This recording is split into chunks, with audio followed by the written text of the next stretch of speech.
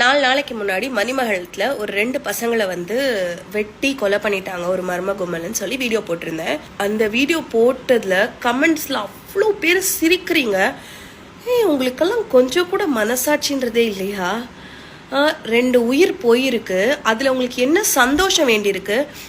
டிவிக்கு ஆட்சியில் இன்னும் நிறைய பேர் சாவாங்க, இதெல்லாம் டிவிக்கே தான் காரணம் அப்படின்னு அப்படி ஒரு சந்தோஷம். என்ன ஒரு சந்தோஷம்? தயவு செஞ்சு ஒரு நல்ல டாக்டரா போய் பாரு. உனக்கு மனநிலையில பிரச்சனை இருக்கு, அதனால அதை சரி பண்ணிக்கோ. இது ஒருத்தருக்கானது கிடையாது, நிறைய பேர் அந்த மாதிரி கமெண்ட் போட்டிருந்தீங்க. அவங்க எல்லாருக்கும் தான் சொல்றேன், நீங்க எல்லாரும் தயவு செஞ்சு ஒரு டாக்டரை கன்சல்ட் பண்ணுங்க.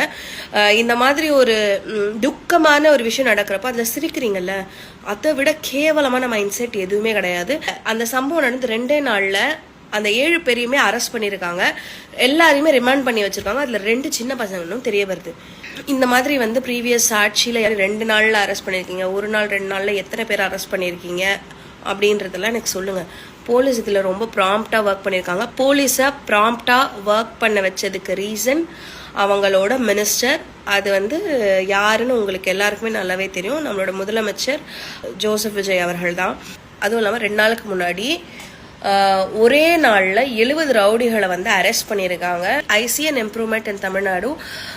உங்களால் அது பார்க்க முடியல, உங்களால் அதை ரெக்கக்னைஸ் பண்ண முடியல, there is a problem with you guys. உங்ககிட்ட தான் பிரச்சனை, நீங்கள் தான் உங்களை மாற்றிக்கணும். இனிமேல்